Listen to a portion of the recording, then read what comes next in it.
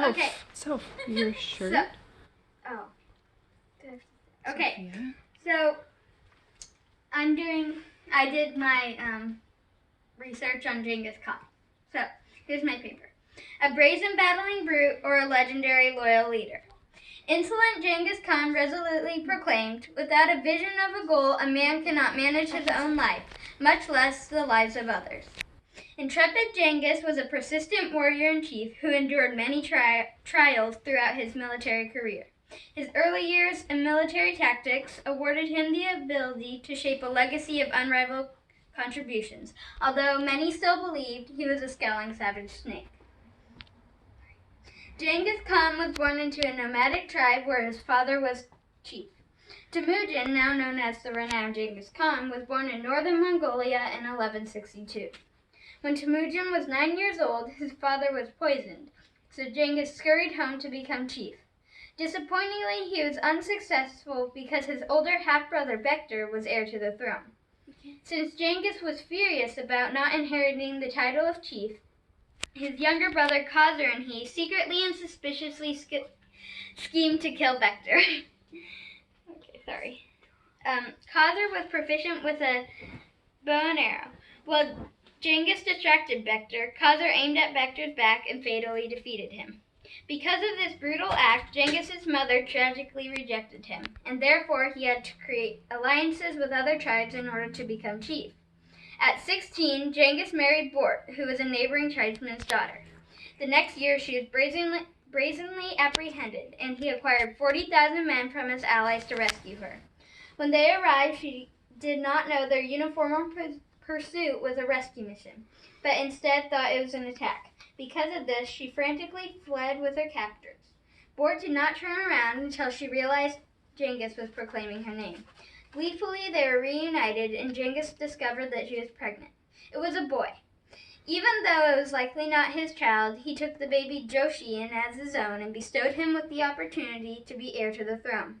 Maybe one day, Joshi would follow in his father's footsteps and become chief. Why did Genghis Khan win so many battles? Mongols played polo competitively to prepare themselves for war. Because of this, they could agilely maneuver on a horse while only using their legs. This feat allowed them to have their capable hands free so they could duel. Every broad and bold male was required to attend Genghis's wanton army. By this time, he had over 80,000 brawny men. Also, he set up a signaling system, so when ear-splitting drums dinned, merciless meat-eating Mongols knew to charge their enemies. Even though most of his unrivaled soldiers were from multiple clans, they fought side by side. Each warrior was equipped with a bow, arrows, a shield, a dagger, and a lasso. Surprisingly, Genghis invented saddlebags that were waterproof and could blow up into an amazing life preserver.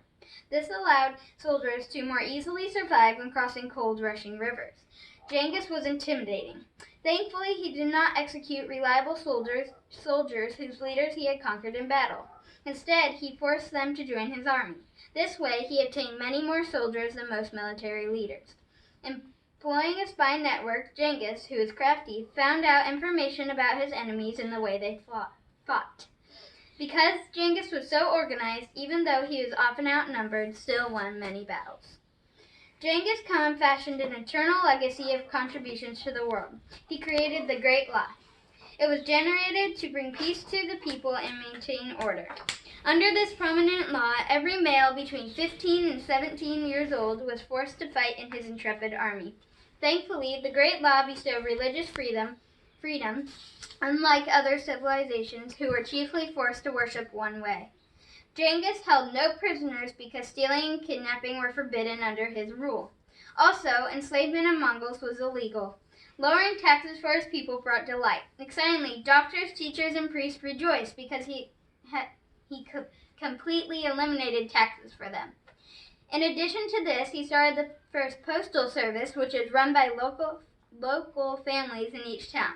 Ethnicity did not affect one's status, but instead loyalty and accomplishments were looked at by Genghis. Because greediness was not an attribute of Genghis's empire, people extolled him like Egyptians worshipping mummified cats. He spread his wealth amongst all Mongols, which influenced his legacy and changed the world. Although Genghis Khan had a reputation for being wanton and merciless, he also contributed a substantial number of things, which changed parts of the world. His early years, military tactics, and numerous contributions fashioned his legacy. Most significantly, Genghis's leadership and devotion to his cause was colossal, because he conquered most of Asia and the Middle East. Now people know Genghis is more than just a brazen battling brute.